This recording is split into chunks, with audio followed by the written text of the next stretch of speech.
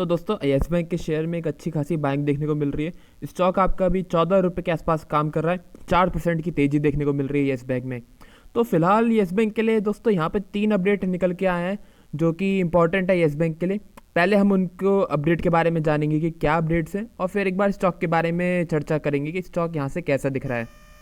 तो जो पहला अपडेट निकल के आया है दोस्तों येस बैंक के लिए, जो इम्पोर्टेंट है वो है कि जो एसबीआई के चीफ थे दोस्तों, उनकी तरफ से अपडेट निकल के आया है। उन्होंने कहा है कि जो येस बैंक की हालत है वो अच्छी खासी प्रोग्रेस हो रही है, अच्छी खासी सुधर रही है।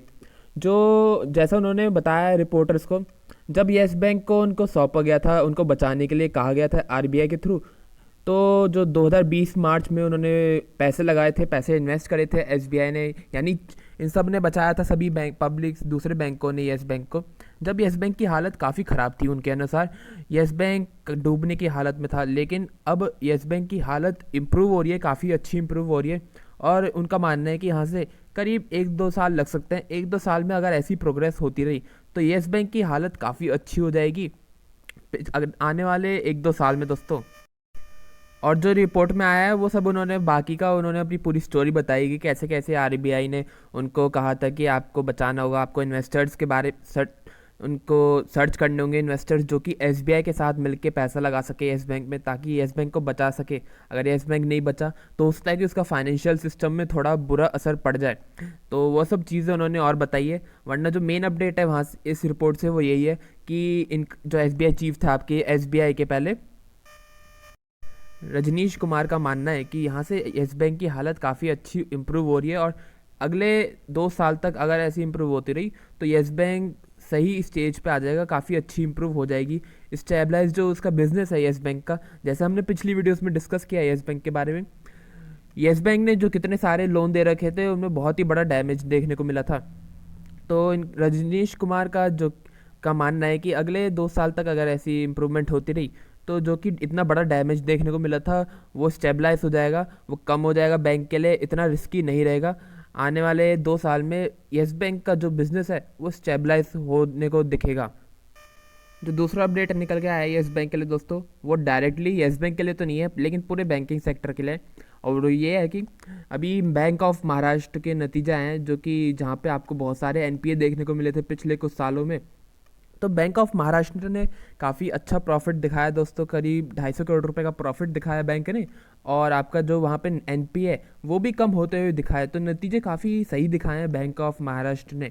अब ये जो न्यूज़ है, जो इनके रिजल्ट्स आए हैं बैंक ऑफ महाराष्ट्र के, वो येस बैंक के लिए इंपॉर्टेंट है। एक चीज़ इम्पेक्टेबल हो जाती है, वो इन्फ्लुएंस रखेगी, क्योंकि दोस्तों क्योंकि वहाँ पे अच्छे खासे एनपीए देखने को मिले थे, काफ़ी नॉन परफॉर्मिंग एसेट्स बने थे पिछले कुछ सालों में। तो वहाँ पे एक इम्प्रूवमेंट देखने को मिल रही है, एनपीए अंडर कंट्रोल आते जा रहे हैं। तो ये एक येस बैंक के लिए पॉजिटिव चीज़ है कि हाँ, दूसरे जो पीएसयू बैंकों में हालत इतनी ख़राब हुई थी जहाँ उनके एनपीए कंट्रोल में आ रहे हैं अंदर, तो इतने एनपीए नहीं बन रहे हैं अब। तो येस बैंक के लिए इंपॉर्टेंट चीज़ है कि यस एक सेंटिमेंट इम्प्रूव होता है कि दूसरे बैंक बढ़िया नतीजे दिखा रहे हैं अब। तो यहाँ से चांसेस हो सकते हैं कि येस बैंक के भी आने वाले फ्यूचर में, या जो भी दोस्तों नतीजा आएंगे उसमें बढ़िया आपका रिजल्ट्स आए।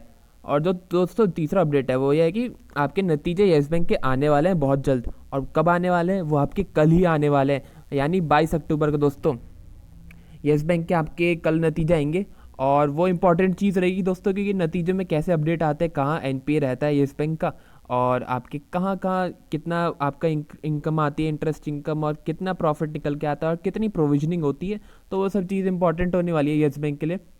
लेकिन जैसे मैंने बताया बैंक ऑफ महाराष्ट्र ने काफ़ी अच्छे नतीजे दिखाए हैं, तो एक ये पॉजिटिव चीज़ हो जाती है, ये एक थोड़ा सेंटिमेंट इम्प्रूव करने वाली चीज़ हो जाती है कि दूसरे बैंक भी बढ़िया नतीजे दिखा रहे हैं, तो हो सकता है कि येस बैंक के भी काफ़ी सही नतीजे आए।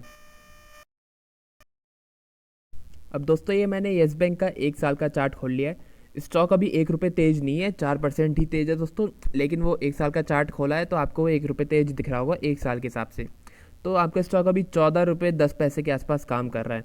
अब यहाँ से स्टॉक के बारे में बात करें तो यहाँ से 15 रुपये का एक इंपॉर्टेंट लेवल होने वाला है स्टॉक के लिए, क्योंकि दोस्तों 15 रुपये के आसपास स्टॉक ने काफ़ी बार रेजिस्टेंस फेस किया है।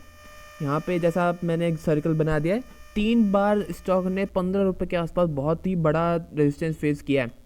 बीच में एक बार ही स्टॉक इसके ऊपर गया था जहाँ 20 रुपये तक गया था, लेकिन 15 रुपये बहुत ही स्ट्रॉन्ग रेजिस्टेंस है स्टॉक के लिए। और आपका किसी वजह से बहुत ही बढ़िया तेज़ी बनी रहती है, तो 15 रुपये के बाद आपका 20 रुपये का स्तर आता है, जहाँ स्टॉक के लिए फिर अगला वो रेजिस्टेंस बन जाता है। स्टॉक के जैसे हमने पिछली वीडियोस में बात करी थी, स्टॉक आपका 14 रुपये है, तो ये मत मानिए कि स्टॉक बहुत ही ज़्यादा सस्ता है। वैल्यूएशन ऐसा नहीं है कि बहुत ज़्यादा सस्ते हैं।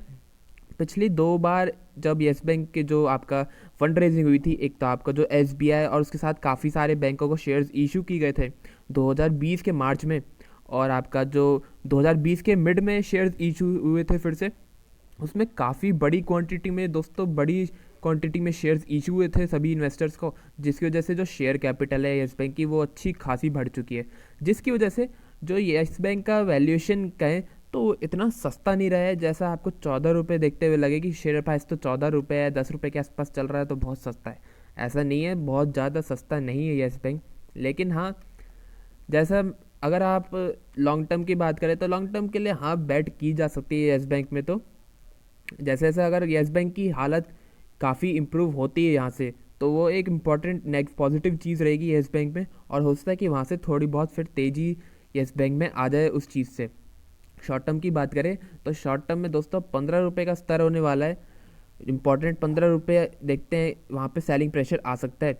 किसी वजह से अगर स्टॉक में तेज़ी बनी रहती है तो 20 रुपये भी जा सकता है, लेकिन ऐसा नहीं है कि स्टॉक अगर यहाँ पे तेज़ी बनी रहती है तो आपका स्टॉक 40 रुपये चला जाए, 50 रुपये चला जाए। वैसे तो अभी इतनी कोई तेज़ी आ भी नहीं रही है, लेकिन मैं आपको वैसे बात कर रहा हूँ। अगर ऐसा मत मानिएगा कि 30 रुपये जा सकता है स्टॉक में, पोटेंशियल है कि एक साल में 30 रुपये चला जाए या एक साल में 50 रुपये चला जाए, ऐसा होना बहुत ही मुश्किल है दोस्तों। तो ऐसी उम्मीदें ना रखिए येस बैंक के स्टॉक से। 15 रुपये का आप रीजनेबल टारगेट लेके चल सकते हैं, और किसी वजह से तेज़ी बनी रहती है, सभी पीएसयू बैंकों में शेयरों में तेज़ी आती रहती है, प्राइवेट बैंकों में एक नई तेज़ी बनती है, तो होता है कि येस बैंक फिर 20 रुपये भी चला जाए, तो वो ये दोनों रीजनेबल टारगेट है, लेकिन उससे ज़्यादा सोचना अभी मुझे नहीं लगता कि रीजनेबल टारगेट होगा, क्योंकि जैसे मैंने बताया वैल्यूएशन इतने सस्ते नहीं है जैसा शेयर प्राइस देखते हुए लगता हो बस। और आपके जो येस बैंक के शेयर्स हैं वो सारे के सारे ही नॉन प्रमोटर पार्टीज़ के पास हैं। करीब 50% शेयर्स तो वैसे ब्लॉक हैं, और 50% जो शेयर्स हैं आपके वो सभी फ्री शेयर्स हैं उन इन्वेस्टर्स के पास है जो कि कभी भी बेच सकते हैं, और उन सबको 12-13 रुपये की रेंज में मिले थे। तो अगर स्टॉक किसी वजह से 15 रुपये चला जाता है तो 20 रुपये चला जाता है, और बिना किसी पॉजिटिव, बिना जो फाइनेंशियल्स है येस बैंक में उनमें बिना किसी मजबूत इम्प्रूवमेंट के बिना अगर स्टॉक चला जाता है, तो दोस्तों हो सकता है कि वो शेयर्स अपने बेचें, और अगर बेचेंगे तो स्टॉक कैसे जा पाएगा आसानी से ऊपर। तो ये सब चीज़ें हैं येस बैंक के बारे में। फिलहाल के लिए अभी 15 रुपये का स्तर होने वाला है इंपॉर्टेंट येस बैंक के लिए। आप अगर शेयर होल्ड करते हो, बहुत ही ट्रेडिंग पर्पस ही था आपका, तो 15 रुपये का आप रीजनेबल टारगेट लेके चल सकते हैं।